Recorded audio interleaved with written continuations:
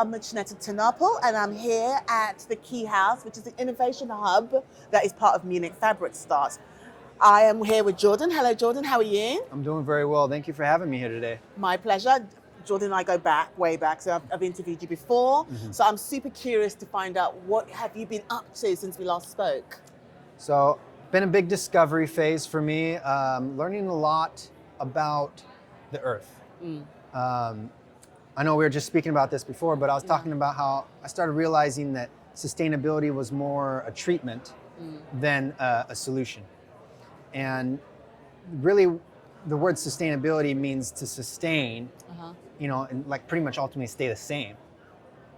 And it's funny that we use that word sustainability with fashion because fashion is so backwards. It's like every step we're taking is not a step forward. It's like one step forward, two steps back. Yes. And it's this constant roller coaster ride that I figured, well, where does everything start? And there's actually a phrase, it's a really interesting phrase, the root of the problem. What is the root of the problem? And it's funny, literally the root of the problem is the roots in the soil. And soil is something that people are so disconnected with. People call soil dirt. That's true, yes. And I'm like, dirt is like something that's useless. Yes. That's what they call barren land that you can't grow, food on or do any agriculture on. It's literally dirt. And even then, that is still repairable. Indeed. Because it comes down to the health of the soil, which in my own personal journey, I went through some gastrointestinal issues with bacteria and imbalances of acidity levels, a whole array of things that I realized was affecting actually my creativity, my mind. And that journey of learning about that connected me with the fact that the soil is the gut biome of the earth, that we need to be taking care of the soil so that we can then take care of ourselves. And it works together because what we grow in the soil, we put in our stomach. When we grow cotton, it directly affects the quality of the earth and the air that then affects our health. And the soil is the most important thing because that's what all that carbon that's in the air, that's free fertilizer for plants because plants need carbon to grow. And when the common practices of common day agriculture is to till the land, which is to pretty much take plows and scrape through it and lift up the soil and take all that carbon escapes into the atmosphere.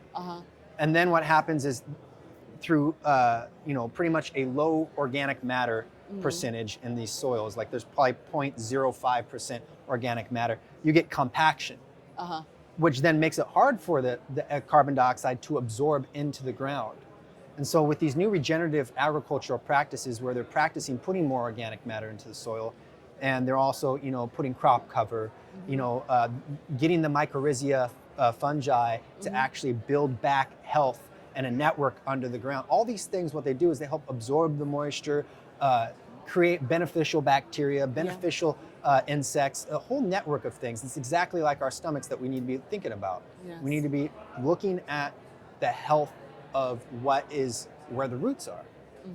Which you actually mentioned, it's can be linked a little bit to sustainability in the sense that we are basically treating it, but we're not finding the solution for it. Yes, and that's really because I've been so focused on sustainability, like organic cotton, recycled cotton. These are good things. Like recycling is a big thing. That we need it. That's a necessary function for something that has been already produced. Yes. But producing new, which is still the highest percentage of anything, is new production.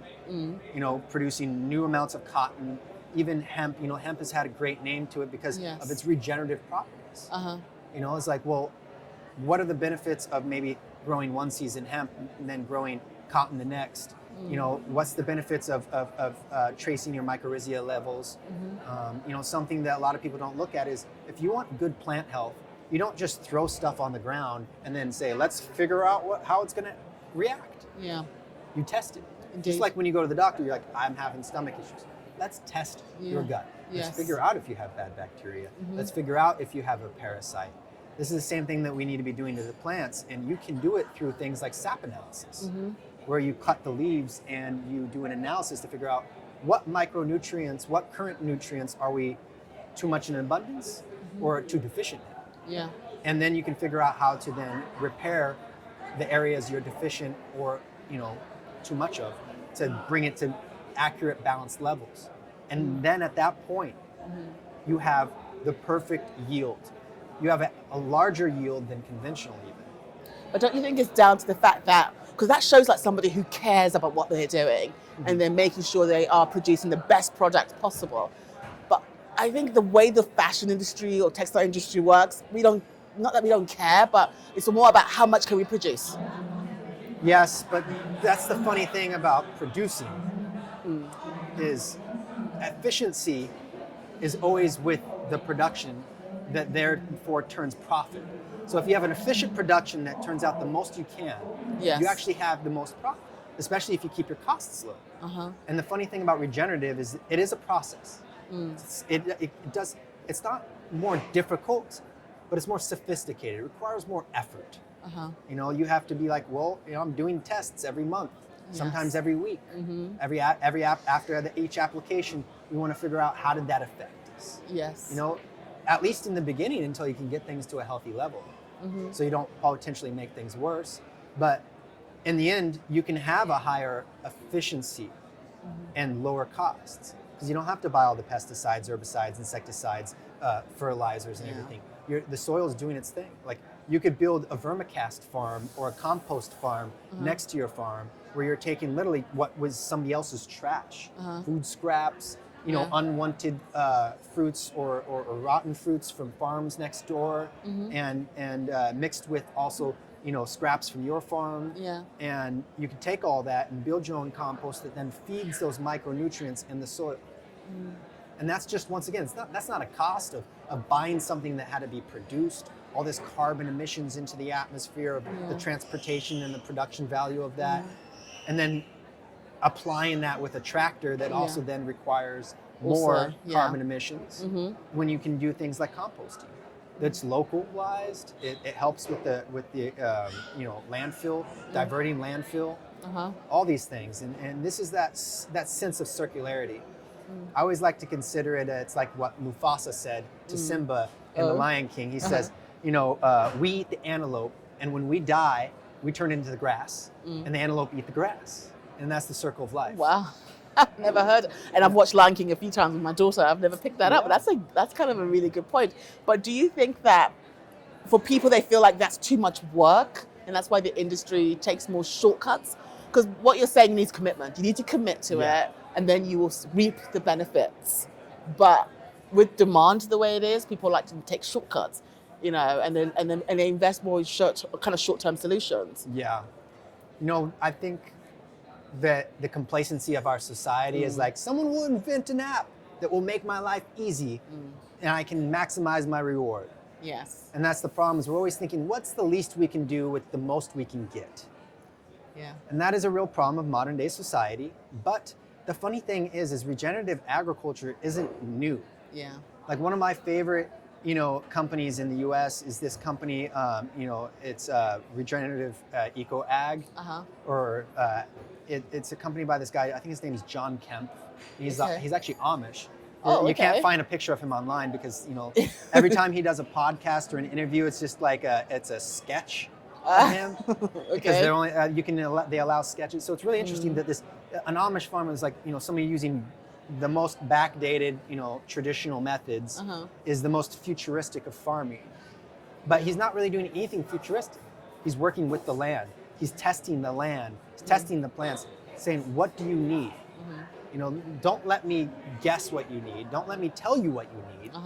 Let's just find out what you need by doing a couple tests. It's ultimately like, let's think before you say, or think before you do. I like the way you say working with the land rather than working the land. Exactly. Yeah. So they're kind of like, this is what you need in order to give me a good crop. Yes. So listening, I guess, in a way. It's just how a relationship works. That is it's not one-sided. You have to work together. I'm working with you. Yes. So and that mentality is very important because you have to always remember that you have to equally give and receive. You can't just give and you can't just receive. This is true. Because when you think about sustainability, I mean, you mentioned earlier that it means to sustain, but to sustain what? Yeah. What we're doing today, what is it sustaining? Well, it's funny that thinking, if we could just get to the point where we can just sustain an equal, like if we can just not put out equal emissions and just equalize it, not even better, but just equalize it, that would be a huge step. And that's what's crazy, is like, can you guys just not do as much damage as you're doing? And that we will consider as good. Yes. And that's why we use the word sustainable. But I kind of do like that. But you are well known for doing sustainability within denim industry. Yeah. How are you finding that space evolving? Is it going at a good pace? Would you say it's getting a bit too slow in terms of changing how it does business? I definitely think that the current, I think people had time during the pandemic to stop and think and research and listen and learn. Yes. Then things got busy again, and then the recession, I think, that sense of like, I need to live my life now because, I was stuck inside, combined with like, money is tight now. We don't know uncertainty is high. Yes. That volatility has definitely made sustainability suffer, but at the same point in time, it's still growing. So it's a weird dynamic of both growth and undergrowth, where people are making promises but not really living up to them because people don't care as much as they did before. They're not looking in through the glass as much now. Do you know what it is? I think because people are having a lot of like financial problems. So when you have a lot of things going on in your life, you focus on those problems and forget the rest. Yes, I think that's very true. But the most important thing is, I think a lot of businesses, like, one of my comparisons is I was speaking to somebody recently in the US, and like, oh, are you going to do anything in New York? And I was like, I don't do much in the US anymore. I don't think people really care as much in the US about sustainability. It's more like, they're like, just give me just enough to make me sleep at night. Oh, just enough. I don't really need to know. Meanwhile, like when I'm like flying on a German airline, I'm like, wow, they're like using, like recycled materials for the toothbrush. Like you really see the things that they're efforts, doing. Not like because, and they're not even trying to throw it in your face. They're just like, we're just making the changes that need to be changed. That's the thing I noticed about Europe is like the change happens. In the US, it's like we talk a big game, but the actions are very slow behind. Yes. I noticed that with the recent California floods, which goes back to this whole regenerative agricultural things. They're trying to talk about, well, let's refill the aquifers. Well, first of all, the biggest change would be like if we made the land, the topsoil more spongy to absorb the water, that would be a huge step. Yes, the cities can't absorb water because of the concretes and things. So obviously a storm drain system that needs to be, up to par with a stronger, flash flood, rating is important. But they're talking about trying to drill into aquifers to actually put that water down into the aquifers directly, man-made, directions, not natural. But Europe's been doing that forever. Yeah. So it's just funny because we're like, oh, we came up with this beautiful way. It's like, you didn't come up with this. Do you think because no one communicates? I mean, that's the big problem with sustainability. No one communicates. It's not even communications. It's ultimately, it's like a kid. It's almost like, it's human nature. It's like the, what is it, primal instincts almost. Yes. Like kids do this. Like if I can get away with not doing my chores, if I just do it just enough, mom will think that I did it. Yeah. And that way I can go play more. It's like instinctively you're always trying to figure out how can I do this for the least amount and then maximize the most I can get, the most profit, the more money I can get, the more yachts I can buy. That is true, because I remember when I was a kid, my mum and dad always said to me, wake up by 7. So I'd wake up by 7, say good morning, go back to my room and go back to sleep. Yeah, it's just the tricky nature of humans. It's trying to find a way around the rules. Yes. Which legislation that's coming in, I'm sure loads of people are going to try and find a way around the rules. Yes. What are your thoughts? Final thoughts on that? I mean, we're talking a lot about it right now. I think you nailed it. I mean, people will find ways around it, but it just, you're ultimately giving them more obstacles. It makes it more difficult for them to get around it. Your parents are like, all right, I know what she's doing. So as soon as she says goodbye, 15 minutes later, it goes up to your room and be like, hey, That's what they did, yes. And that's ultimately what regulation is just ultimately, no, I saw what you're doing. Let's try to just do it a little bit better. Yes. We've made these rules, they're not that difficult. And they're like, oh, okay. You got me. And then they actually do it. And these are the steps of the processes that need to move a little bit slower. And that's the most important thing about sustainability, environmentalism, and everything, is it's progress. Yes. Not perfection, but also progress still has to have a goal. You still have to set that bar. It's not like, well, we dipped our toe in the water. Yes. That's enough. There's got to be well, what is enough? And that's the thing that we're trying to set right now is like, all right, we get it. Progress, not perfection, but what is enough progress to be able to put us on a goal to where we all don't die in the end? Yes, I know, right? I think that's the best place to end the conversation. Yeah. Hopefully we don't die in the end. Thank you so much, Jordan. Thank you for having me. And hope to see you next season. Likewise.